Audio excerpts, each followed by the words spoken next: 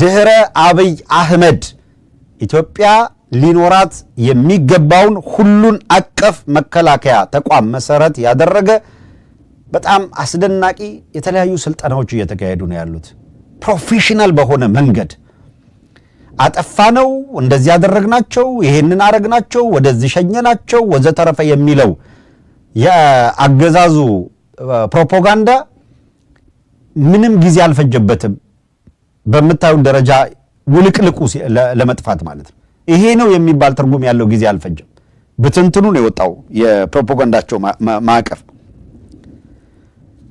ወታደራዊ ግምገማ እንዲቀመጡ ማስገዳጅ ሆነው አሁን የምታዩት ተደራራቢ ድልና የታየ ያለው ግስጋሴ ነው ይሄ የተቀናጀና የተናበበ እንቅስቃሴ አሁን በተያዘው መንገድ ከቀጠለ ምንም የማትጠራጠሩት በአጭር ጊዜ ውስጥ ይሄ የውጊያ ሂደት ከክልሉ ይወጣል ከፍተኛ ስጋታቸው እሱ ነው በጣም በአጭር ጊዜ ውስጥ ከክልሉ የሚወጣበት እድል ከፍተኛ ነው አሁን ኦህዴድ ጭንቅላቱን ያዞረ ያለውና በከፍተኛ ወታደራዊ መኮንኖች መካከል ወታደራዊ አመራሮች መካከል ትርምስ የተፈጠረው በቤተ መንግስቱ የአብይ አህመድ ምክትል ከአለቃው የተሰጠውን መመሪያ ይዞ ተመስገን ጥሩነህ ግምገማውን መርቷል በዚህ ግምገማ የደህንነት ቢሮ ምክትል ዳይሬክተር ሲሳይ ቶላ ባቀረበው የውሳኔ ሐሳብ ላልተወሰነ ጊዜ የአማራ ክልል አመራሮች ከአገር እንዳይወጡ እገዳ እንዲጣልባቸው ተወስኗል ነጋቲቡ ላይ ይላሉ እነ ብርሃኑ ጁላ ስለዚህ የትኛውም የባዴን አመራር በአሁኑ ወቅት ከሀገር እንዳይወጣ ቀጥተኛ ትእዛዝ ተላልፏል ቀንዳውጣም ብትሆን እዛው ተሟሟለች እንጂ የለም መውጫ የለም አሁን ነው ጫው ሊነሰነሱባት የሚችሉት አፋር ወስደው ጫው ከነሰነሱባት እቺ ቀንዳውጣ ሟሟች ማለት ነው ለማንኛውም የባዴን አመራር የተባለ በሙሉ ይሄ ገብሮ የገዛ ህዝቡን ሲወጋ ሲያስወጋ የቆየ በሙሉ በዛና በዚህ ሲለበለብ ሲሳይ ቶላ የብሔራዊ መረጃና ደህንነት ስለ ሲሳይ ቶላ በቀደም ነግረናቸዋል ፎቶግራፉን አምጥተናል አደረጃጀቱን ነግረናቸዋል ኢትዮ 360 የሚከታተል አሁን ስም ስንጠራ ማን ምንድነው ምናምን የሚለው በቃ ለእናንተ ግልጽ ነው በኩራት እንድትከታተሉን የሚያደርገውም ይሄ እኮ ይመስለኛል ጠብ የምትል ነገር የለችም የብሔራዊ መረጃና ደህንነት የሚባለው ተቋም ሬድዋን ሲምቦል ነው የሚመራው በሲሳይ ቶላ ነው ሲሳይ ቶላ ደግሞ ጌታቸው ረዳ ለመሆኑን እየተጣጣረ ነው ብለን እሱ እንዳይወጣ ያዘዘው ፎቶግራፍ እንዲወጣ አድርገን ፎቶግራፉን ለመጀመሪያ ጊዜ አምጥተን አሳይተናቸዋል በነገራችን ላይ ሲሳይ ቶላ ያ እዚህ አምጥተን ያሳየናቸው ፎቶግራፉን ዴሊት እንዲደረግ አዞ ዴሊት ከተደረገ በኋላ ዴሊት የተደረገው ፎቶ ያለበትን ካሜራ ባለሙያዎች ደግሞ ሌሎች ባለሙያዎች እንዲያገኙት ያንን ፎቶ ሪፕሌስ ወደ ቦታው እንዲመለስ አድርገው ለምታውቁት የጠፉ ዴሊት የተደረጉ መልሰው ባክአፕ እንዲደረጉ የሚያደርጉ አሉ ብቻውን ቴክኒካል ነገር ውስጥ አንገባ በማናቸው መልኩ አገኘ ነው ሲሳይ ቶላ ብርድ ሊገለው ነው በዚህ ደረጃ የዛተ የደነፋ ያለው በዚህ ደረጃ ይሄንን ማድረግ የሚችሉ ከሆነ ዋሽንግተን ዲሲ ተቀምጠው እዚህ አጠገባችን ያሉት እንዴት ነው ምናምናቸው የሚል የደህንነት ኃላፊው ነው እዛው እሱ የሰጠው ትእዛዝ ነው ተቀልብሶ የሚመጣው ለዚህ ግረመን ሲል አሁን ደግሞ እዛ ተሰብስቦ ይሄ የብሔራዊ ደህንነት ግብረ ኃይል ተሰብስቦ የወሰነው ውሳኔ በዚህ ሰብስበው ማንንም እንዳይሰማ ያሉት እዚህ ደርሷል ከዋሽንግተን ዲሲ እኛ በቀጥታ ስርጭት አሁን እየተናገርነው ነው ምን እያደረጉ እንደሆነ አንዱ ሲሳይ ቶላ ባቀረበው ፕሮፖዛል መሰረት የባዴን አመራሮች እገዳ የተጣለባቸው መሆኑ ነው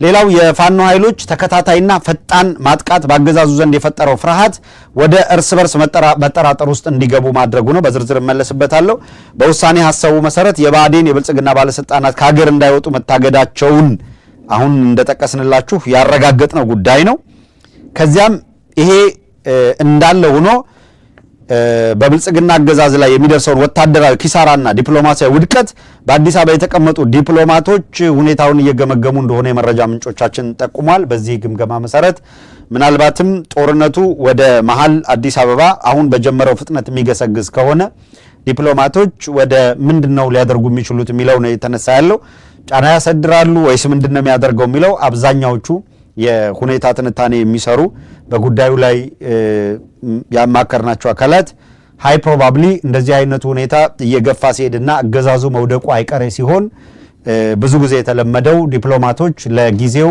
መቀመጫቸውን ወደ ናይሮቢ ያደርጋሉ። የተረጋጋ ሁኔታ እስኪፈጠር ድረስ አስጊ ሁኔታ ሲፈጠር ይሄን የመሰለውን እርምጃ ይወስዳሉ ተብሎ ነው የሚገመተው። በአዲስ አበባ የአሜሪካ ኤምባሲ የደህንነት ስጋቱን በተከታታይ ሲገልጽ ነው የቆየው። በእነዚህ ድምር ውጤቶች ስጋት ውስጥ የገባው አገዛዙ የአዲስ አበባን 5ቱን በሮች ጨምሮ ቤተ መንግስቱን የሚጠብቁ ወታደሮች ስምሪት ተሰጥቷቸዋል። እንግዳ የማይሆንባችሁ በአዲስ አበባ የትኛውን ማዕከል እንዳደረጉ፣ አዛዥ ማንን እንደመደቡ፣ ሴንተሩ እንዴት እንደተደረገ፣ የመፈንቅለ መንግስት እንዳይመራ ጠባቂ የተባለ ክፍለ ጦር የትኛው ነው፣ በማን ይመራል፣ ማዕከሉ የት ነው፣ ዝርዝር ነገሮች መረጃው ኦልሬዲ አውጥተናል። አሁን የምንነግራችሁ እንቅስቃሴው እያየለ ሲመጣ ማን የቱ ጋር አስተላለፍ ይዟል የሚለውን ነው። ታላላቅ የህዝብና የአደባባይ በዓላትን በከፍተኛ ስጋት እየተከታተለ ያለው የአብይ አህመድ አገዛዝ ጥቂት ሆዳደር ጳጳሳትን በመግዛት በዓል ላይ የሚታደመውን ኃይል ህዝቡ እንዳይወጣ ማድረግን ነው እንዳማራጭ የወሰዱት። ይሄ ሁኔታ የታደርሷቸዋል አብረን ነው የምናየው። እንዲሁም በአዲስ አበባ የሚገኙ የዲፕሎማቶች ደህንነት መረጃ እንደሚያሳየው አዲስ አበባ በማንኛውም ጊዜና ሰዓት ሊከሰት የሚችል ፖለቲካዊ ውጥረት እንዳለ የከፍተኛ ባለስልጣናት ምናልባት ከፍተኛ ባለስልጣናትን ታርጌት ያደረገ እርምጃዎች ሊኖሩ ይችላሉ የሚል የደህንነት ግምገማና ስጋቶችም ነው እየተሰሙ ያሉት። ይሄ ሁኔታ በአገዛዝ ውስጥ በጣም የተረበሸ ሁኔታ ፈጥሯል። እንደነገርናችሁ 2 ኃይል አዲስ አበባ ላይ አስቀምጠዋል። በአንድ በኩል የጠቅላዩ ላይ የኩ ሊደረግ ይችላል ወይም ፈንቅለ መንግስት ሊደረግ ይችላል በሚል ስጋት እና ውጥረት ላይ የተመሰረተ ነው። ይሄንን ስጋት መሰረት አድርጎ የመፈንቅለ መንግስት ሊደረግበት ይችላል በሚል ያንን የሚከላከል አንድ ኃይል የት ጋር እንዳለም ጨምረን የነገርናችሁ ነው። ስምሪት ወስዷል። በሌላ በኩል የባለስልጣናት ጥበቃ የሚባለው እነሱን ክትትል የሚያደርገው አካል ሁለተኛው አካል በማን ይመራል፣ የት ነው ማዕከል ያደረግነው የሚለውን መረጃውን ትላንትም ከትላንት በስቲያ ደግመን ነግረናቸዋል። ይህንን የተጠናከረ ሁኔታ ይዘን ወደ ቀጣዩ ዝርዝር መረጃ እናልፋለን። ተከታተሉን አድማጮች።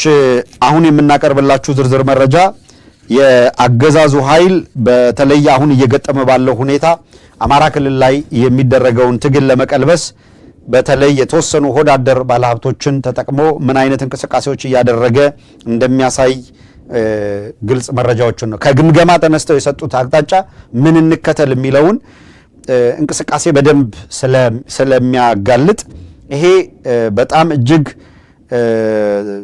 ጥንቃቄ የሚጠይቅ አስቸኳይ መልእክት ስለሆነ ጥንቃቄ የሚጠይቀውን አስቸኳይ መልእክት ከዚህ ቀጥሎ በዝርዝር እናቀርባለን። በደንብ በፒዲኤፍ የተዘጋጀ ጽሑፍ አለን። እሱን ዲስፕሌይ እናደርገዋለን መረጃችንን፣ ከዚያም እንድትከታተሉ እናደርጋለን። በዚሁ አጋጣሚ ከዚያ በፊት ዛሬ እየተደረገ ባለው ውጊያ ይቅርታ ይሄንን ላስቀድም። ከፒዲኤፉ በፊት አንድ ቪዲዮ አለ፣ እሱን እናስቀድመው። የስ በዛሬ ውጊያ ላይ እሱን አጠናቀን ወደዛ ብንሻገር ስለሚገባ በዛሬ ውጊያ ላይ የአብይ አህመድ አገዛዝ ምን እየተጠቀመ እንደሆነ ተመልከቱ።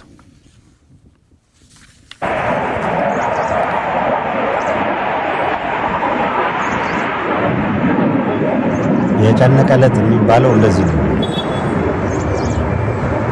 ይሄ የምትመለከቱት የይልማ መርዳሳ አየር ኃይል የላከው ሱ-27 የሚባለውን ነው።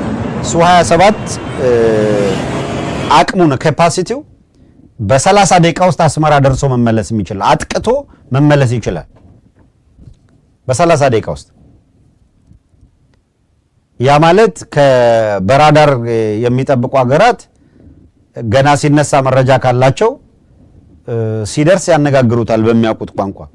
የሆነ ሆኖ እንግዲህ አሁን የምታዩት የፋኖ ያደረገ ያለው ትግል ራዳር ይዞ አይደለም፣ ሜካናይዝድ የለውም። ውልቅልቃቸውን ሲያወጣው ሽብር ለመፍጠር ሱ-27 አሰማርተው ሱ-27 እየዞረ ነው። ይሄ ከጭንቀት የመነጨ ነው፣ ከስቃይ የመነጨ ነው፣ ከመረበሽ የመነጨ ነው። ይህንን የሚያደርጉት መልካም የመረበሽ ዘመን የምንላቸው ለዛ ነው። ከዚህ በኋላ የአማራን ህዝብ ትግል ወደ ኋላ ሊመልሱ የሚችሉበት ነገር ቀድሞ እኮ ነው አክትሟል። ወደ ኋላ ሊመለስ አይችልም። ብቸኛ አማራጩ ህብረተሰቡ እንደ ህዝብ መኖር ከፈለገ ማሸነፍ ብቻ ነው። ካሸነፈ በዘላቂነት መኖር ይችላል። ካላሸነፈ ግን እንደ ህዝብ መኖር አይችልም ሲባል የነበረው በዚህ ምክንያት ነው። በዚሁ አጋጣሚ በተደረገው የብሔራዊ መረጃና ማይሚን የብሔራዊ ደህንነት ግብረ ኃይል ስብሰባ አብይ አህመድ ትእዛዝ ሰጥቶ በድንጋጤ ውስጥ ይሄን የሚከታተለው ሰራዊቱ እየፈረሰ እንደሆነ እጃቸው ላይ የከዳ እንደሆነ አይተዋል። ያላችሁን ተጠቀሙ ይላል፣ አየር ኃይል አስነሱ ይላል፣ ድሮን ላኩ ይላል፣ ምናምን ይላል። በምንም መልኩ ግን እነዚህ እያንዳንዱ ከተማ ወላልቀው በቁጥጥር ስር ከመዋል ያዳናቸው የለም። ባለፉት 3 ቀናት ይሄው እንደቀጠለ ነው። በእያንዳንዱ እንቅስቃሴ ትግል አፕዴት እናመጣላችኋለን። አሁን ተመስገን ጥሩነህ የስብሰባው መሪ ነበረ። ዝርዝር መረጃውን ላንሳላችሁ። ኦህዴድ ስልጣን ላጣ ነው የሚል ሽብር እና ቀውስ ውስጥ እንደገባ ግልጽ ነው። ተመስገን ጥሩነህ ግን ስርዓቱን ለመጠበቅ ከኦህዴድ በላይ ንዴትና ቁጭት ያሳየ የነበረው ተመስገን ጥሩነህ። የሚገርመው እሱ ለወታደራዊ መኮንኖች በየደረጃው ላላቸው አመራሮች ዛሬ የምናስተላልፍላችሁ መልእክት አለ። ተመስገን ጥሩነህ ሊትራሊ የአማራ ተወላጅ የሆኑ ወታደራዊ መኮንኖች ከድተውናል ነው ያለው። የሲቪል አመራሩ አሁን ባለው ሁኔታ ከድቶናል ብሎ እስከ መናገር ነው የደረሰው። በሲቪል አመራር ከድቷል፣ የሚታመን የለም እና ድንጋጤ ውስጥ የገቡት በዛ ነው። እንዴት እንደዚህ ያለ የተፋጠነ ጥቃት ደረሰብን የሚለው ላይ ሊገባቸው አልቻለም። የበታች አመራሮች፣ አዋጊዎች ምርጫ በማጣት ሰራዊት ውስጥ ያላችሁ የምናስተላልፈው መልእክት አለ። ዛሬ ከተመስገን ጥሩነህ ፉከራ ከነበረው ስብሰባና ካሳለፉት ውሳኔ አንጻር መከላከያ ውስጥ ያላችሁ ከፍተኛ አመራሮች የሚገጥማችሁ ነገር ቀድመን እንነግራችኋለን፣ የሚገባውን ጥንቃቄ እንድታደርጉ። የብልጽግና ሰራዊት እጅግ ከፍተኛ የሆነ የእርስ በርስ መከፋፈል ውስጥ ገብቷል። አሁን ባለው ሁኔታ በግልጽ ነው የምንነግራችሁ። ደርዝ ያለው መረጃ ነው ይዘን የመጣ ነው፣ ማስረጃ ነው ይዘን የመጣ ነው። ሰራዊቱ በከፍተኛ ሁኔታ የእርስ በርስ መከፋፈልና አለመተማመን ውስጥ ገብቷል። ማን ከማጋን ያለው 1981ን ይመስላል አሁን ያለው ሁኔታ። ይሄ የብልጽግና ሰራዊት የውጊያ አንገቱ ተመቷል። ይሄ የብልጽግና ሰራዊት ውጊያ ሊያደርግ የሚችልበት ጭንቅላቱ ተመቷል። ለዛ ነው ትርምስ ውስጥ የገባው።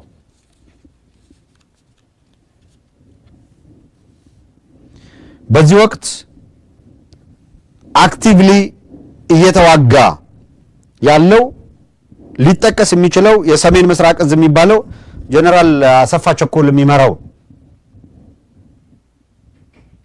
እዚህ ጋር ቁልፍ ነገር እንንገራችሁ። ሰሜን ላይ አይደለው ውጊያው እየተካሄደ ያለው፣ ወደ ሰሜን ወሎ እና ምስራቅ ቀጠና በአጠቃላይ ቤተ አማራ ላይ በጣም የተፋጠነው በየቦታው አለ። ጎንደር፣ ሸዋ፣ ጎጃም አሉ ውጊያዎች። በዋነኛነት ከፍተኛ ድል እየተመዘገበ ባለበት ቦታ እነማን ናቸው አዋጊዎቹ? ሁለት ወሳኝ ሰዎች አዋጊዎች ናቸው። ጀነራል አሰፋ ቸኮልና ጀነራል ዘውዱ በላይ። አሰፋ ቸኮልና ዘውዱ በላይ ሁለቱም ሌተናል ጀነራል ናቸው።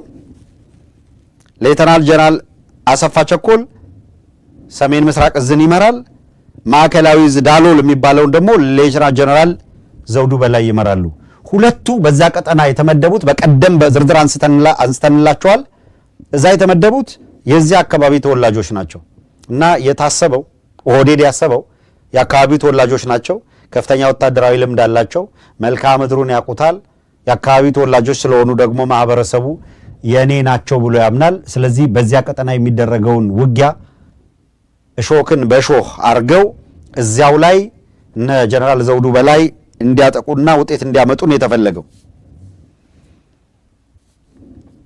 እነዚህ ኃይሎች ግን በታሰበው መንገድ ውጊያውን መርተው ውጤት ከማምጣት ይልቅ ሰራዊቶቻቸው እየተበተኑ ክፍለ ጦሮቻቸው እየተበተኑ ውልቅልቃቸው እየወጣ ሙትና ቁስለኛ ምርኮኛ እየሆኑ ነው። ለምን የሚለው አነጋጋሪ ሆኗል። እሱን እናንሳ። ለምን የሚለው አንዱና በጣም መሰረታዊ ነገር ጀነራል ዘውዱ በላይና ጀነራል አሰፋ ቸኮል በነብርሃኑ ጁላ በኦህዴዶች ስምሪት የተሰጣቸው አካላት የሚዋጉት እዚያው ላይ አካባቢው ካፈራቸው ወታደራዊ ልምድ ያላቸው ባለፉት 2 ዓመታት ደግሞ አዲስ የሆኑ ለወታደር ግን ወታደራዊ ልምድ ያካበቱ በ2 ዓመት ውጊያ ውስጥ የዚያው አካባቢ ተወላጅ የሆኑ አካባቢውን የሚያውቁ የፋኖ ወታደራዊ አመራሮች ደግሞ በአንድ በኩል አሉ። በአገዛዙ በኩል እናሰፋ ቸኮል ዘውዱ በላይ አሉ። በዚህኛው በኩል ደግሞ የፋኖ ከፍተኛ አመራሮች አሉ። በሁለቱ መካከል እነዚያኞች እና አሰፋ ቸኮልና እነ ዘውዱ በላይ ትከሻቸው ላይ ከፍተኛ ሌፍተና ጀነራል የሚል ማዕረግ አለ። ለረጅም ጊዜ መከላከያ ውስጥ ቆይተዋል። እስከ አፍንጫቸው ድረስ ሎጂስቲክ ይቀርብላቸዋል። ውስኪ እየጠጡ ነው የሚያዋጉት፣ የደሃ ልጅ የሚማግዱት። ዚያዘር ሳይድ የፋኖ ኃይል ደግሞ ሁላችሁ የምታውቁት ነው። ማብራሪያ አይጠየቅም በምን ሁኔታ ላይ ሆነው እየተዋጉ እንደሆነ። እንዴት የፋኖ ኃይሎች ድል ሲቀናጁ ሱ-27 የሚያሰልፉ መድፍ የሚያሰልፉ ሞርታር የሚያሰልፉ የድሮን ቅኝት የሚያግዛቸው